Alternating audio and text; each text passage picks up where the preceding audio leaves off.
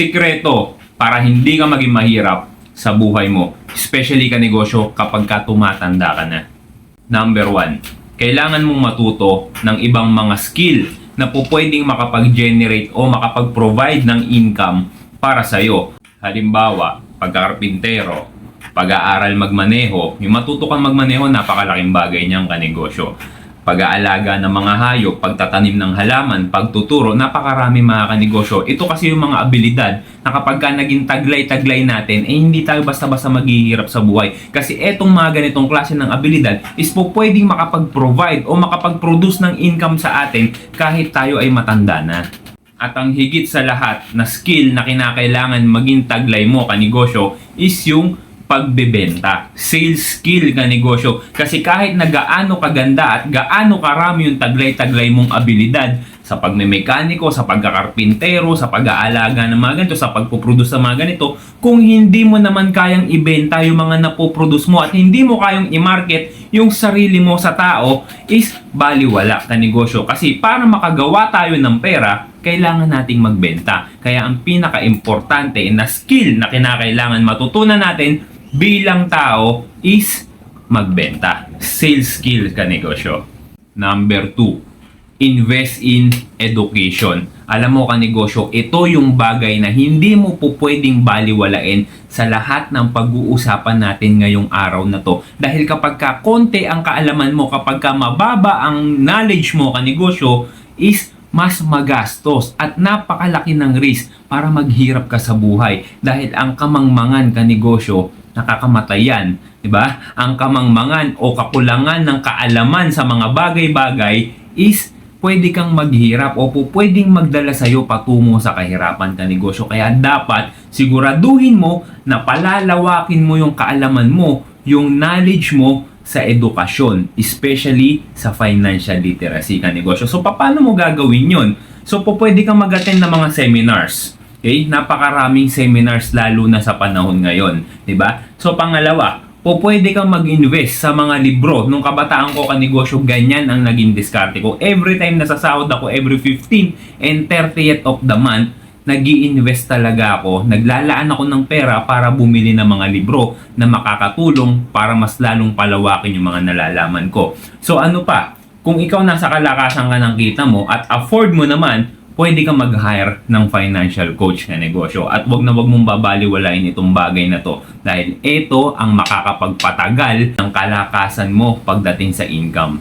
Number 3, mag-invest ka sa mga properties. Ito ka negosyo, kailangan mong gawin to kapag ikaw ay nasa rurok ng tagumpay. Ibig sabihin kapag ka nasa prime ka ng kinikita mo, yung karir mo, mataas ang sinasahod mo diyan sa trabaho mo ngayon. Kasi kapag ka ang tao kumikita ng malaki, nagiging bulag yan sa mga ganitong klase ng bagay. Andyan yung iniisang tabi natin yung pagsisecure ng future.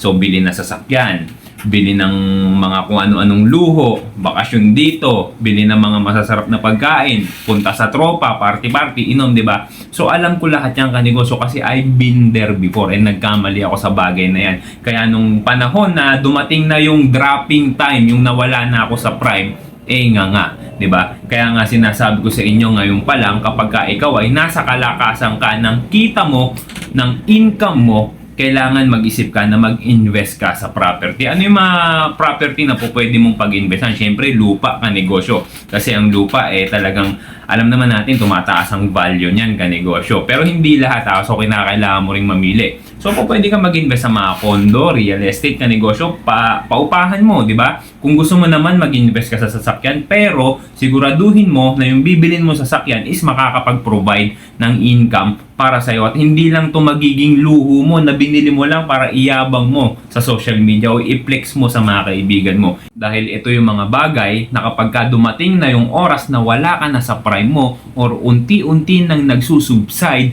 yung kalakasan ng income mo, alam mo sa sarili mo na may ma-harvest ka, na may maaani ka. Kasi noong time na malakas ang income mo, alam mo sa sarili mo na may itinanim ka. Number 4, magtayo ka ng negosyo. palagi mong tatandaan na dapat always start small. Wag na wag kang mag-uumpisa ng malaki kaagad kahit na may pera ka pa kanegosyo. Dahil ang pagnenegosyo ay wala po yung pinapangakong tagumpay. Especially para sa mga taong nag-uumpisa. At kung itataya mo ang malaking parte ng perang pinaghirapan mo, napakataas ng tsansa na masunog lang ang perang pinaghirapan mo. Dahil ang pagsisimula ng negosyo, lalo na kung wala ka pang gaanong nalalaman, ay nag-uumpisa yan sa learning process na tinatawag ka negosyo. At kapag ka nasa learning process tayo, napakataas ng risk na magkamali tayo. Di ba kapag ka sumusubok tayo ng isang bagay, o lalo na yung mga bagay na hindi tayo familiar, hindi naman kagad yan, magaling ka na kagad di ba? Andiyan yung napakaraming beses mong magkakamali. Andiyan yung napakaraming beses na paulit-ulit ka, pabalik-balik ka sa umpisa kasi nagfe-fail ka, di ba? So, habang tumatagal, nakakabisado mo, nagagamay mo, doon unti-unti mo nararamdaman yung success sa ginagawa mo. Ganyan din po sa pagtinegosyo. Kaya kinakailangan kapag ka may pera ka,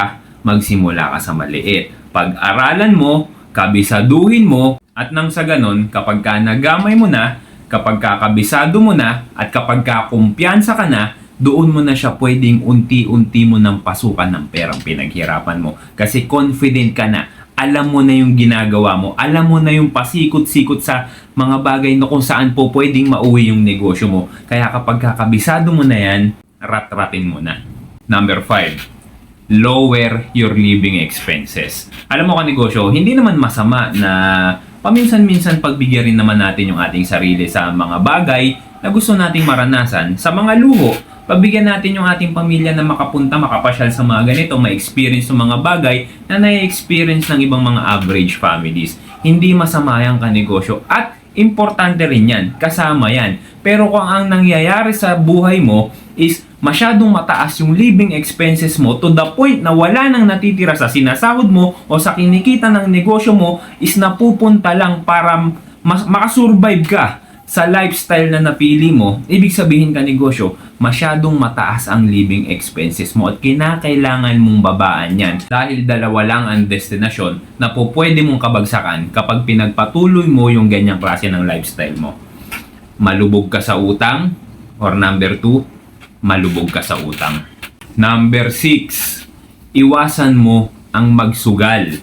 Ayan mga kanegosyo, napakaraming mga online sugal na nauuso sa panahon po natin ngayon, sa computer age, sa internet age. Nako, iwasan mo yan mga kanegosyo. At yung iba't ibang klase ng mga bisyo na po pwedeng umubos o sumunog ng perang pinaghihirapan mo. Iwasan po natin lahat yung kanegosyo. Hindi ko sinasabi na tanggalin mo ha. Ako nagiinom ako. Ako nagsisigarilyo ako kanegosyo. Hindi ko sinasabi na kinakailangan talagang totally alisin mo. Kung magagawa mo, well, congratulations sa'yo. Pero kung hindi mo kayang alisin yan, kahit papano, bawas-bawasan mo kanegosyo, di ba? Hindi tayo po pwedeng malulong sa mga ganyang klase ng bisyo, sa sugal, lalo na kapag ka ikaw ay nagnenegosyo. Kasi ayan yung mga bagay na talagang susunog sa pera natin, susunog sa puhunan natin. Kaya hanggat maaari, iwasan magsugal at iwasang malulong sa bisyo.